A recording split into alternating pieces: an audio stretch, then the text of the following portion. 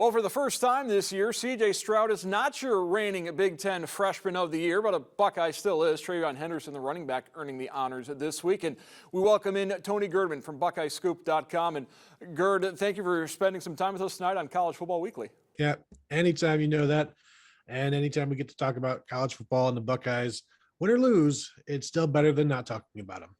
That's the lesson we learned from the first half of last season when we couldn't talk about Ohio State football. C.J. Stroud, he didn't perform as well as he had performed the first 2 weeks, and he has admitted that there is an issue with his shoulder. So a lot of folks are talking that maybe this would be a perfect week with Akron coming in, a big favorite, Ohio State over the Zips, that this would be a good time to maybe rest C.J. Stroud, maybe for the entire game. Let Kyle McCord and Jack Miller get some reps. And while Ryan Day wouldn't commit to that idea, he didn't dismiss it totally out of hand today. Yeah, I think it will depend on how things go this week.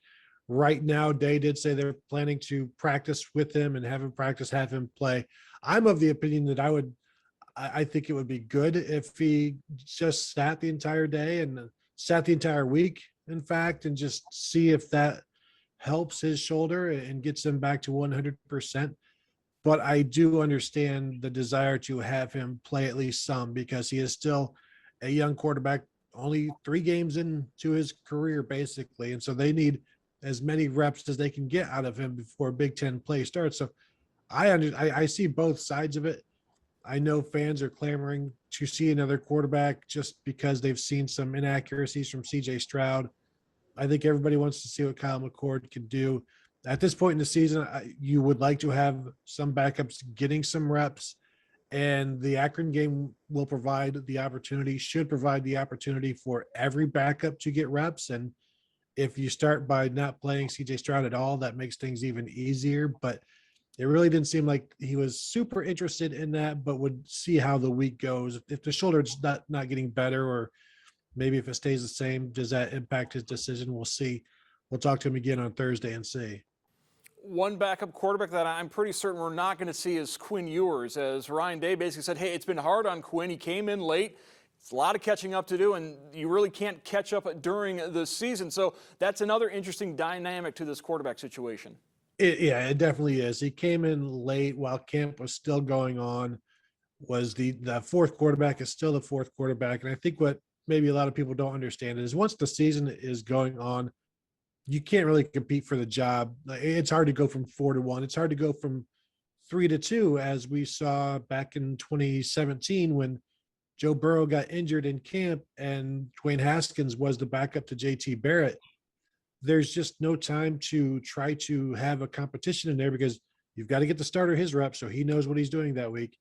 Then you have to get the backup his reps in case he plays. And now you look at Ohio State's situation right now.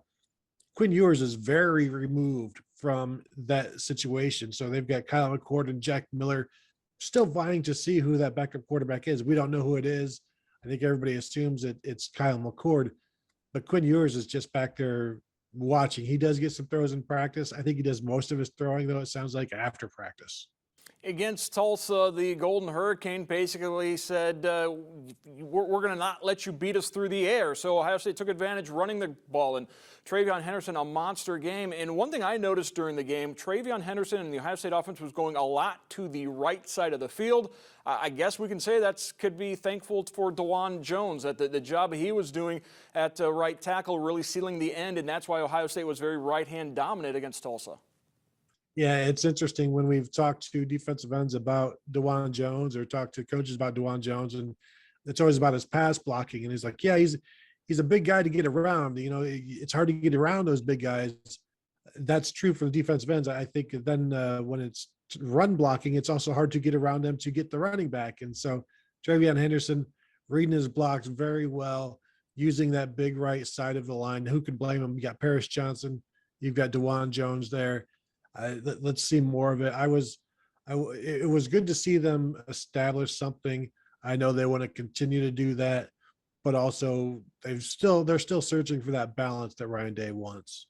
On the other side of the ball, a lot of discussion about fixing and improvements on defense.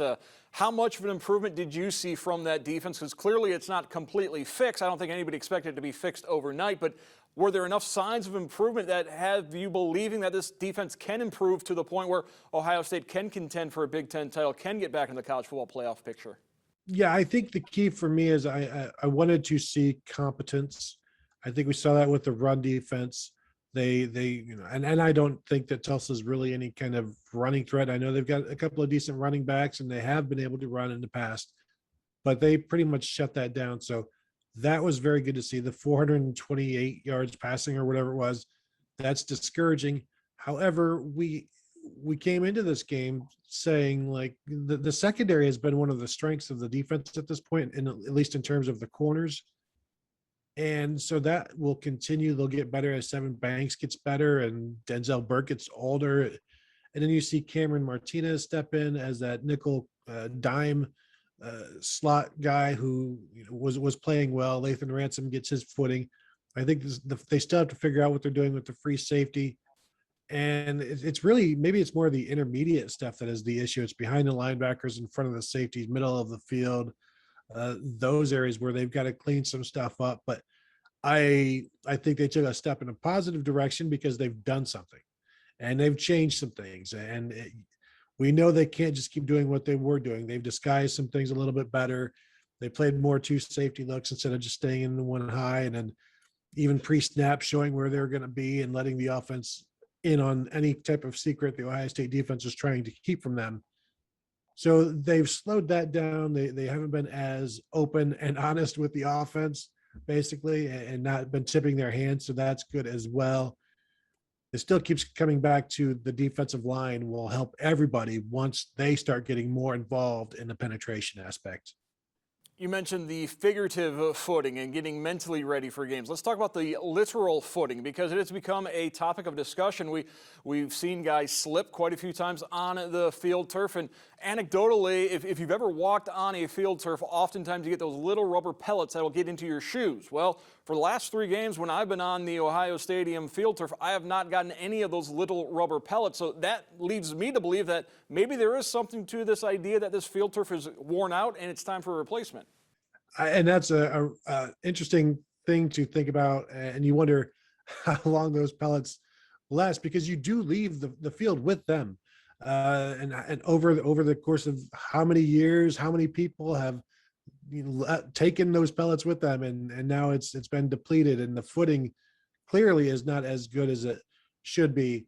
We talked with Ohio State on Tuesday. They said that field, this turf has a lifespan of 8 years, and they will replace it prior to next year. It was installed in 2014, so I guess it's time. They'll replace the turf in Ohio Stadium. They'll replace the turf at the Woody Hayes Athletics Center. But yeah, talking to Ryan Day, he was trying to be diplomatic about it, but I think you could tell it bothered him because they're looking at different cleats for different players, different types of cleats for different players, and any type of fix, because it's a serious thing. When you're throwing a pass to a guy who's supposed to be cutting and he can't cut, that could turn into a pick six really quickly. So then you wonder, do you have to change your play calling and your design and things like that so that you're not setting up for something? Because this is a possibility.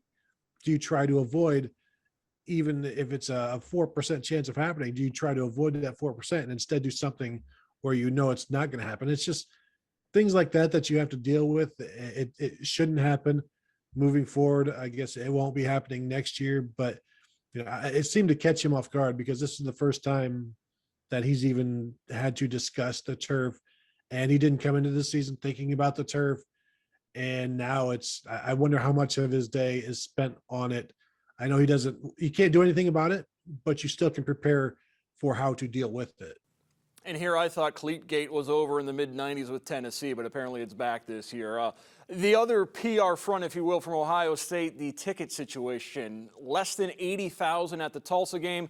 We saw a lot of empty seats on the upper reaches of the C deck, and I'm thinking this Saturday against Akron, we're not going to see a whole lot of, we're going to see some of those same empty seats. And Ohio State's trying to go on the offensive that you can buy a ticket from Ticketmaster for considerably less than the $66 ticket value. But the fact that Ohio State has to go on the offensive, we touched on this a few weeks ago with Oregon, but the fact that Ohio State's got to go on the offensive and try and sell tickets, that shows a little bit of a crack in Buckeye Nation.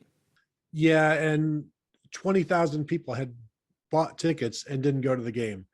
And so it's no longer about the price is too expensive or anything like that. It's just they didn't want to go, and they couldn't resell them on the resale market, on the secondary market. So not only could they not go, they couldn't give their tickets to other people that could go. I was told, we were told that if you don't want to go, you can donate your tickets on the Ohio State website, and it'll go to some vets. My understanding is that there are now over 1,000 tickets for Akron waiting to be given away to vets, and we'll see if that will. I mean, if there's enough to take those tickets. It's not going to be great. They did say, Jared, they did say that they will be changing the price structure next year so that the nosebleed seats aren't the same price as the B deck or the A deck, which they never should have been anyway. Those seats that don't really sell, that are hard to sell, the upper, the corners of the south stands and north stands and things like that, where, back in our day, they sold just fine.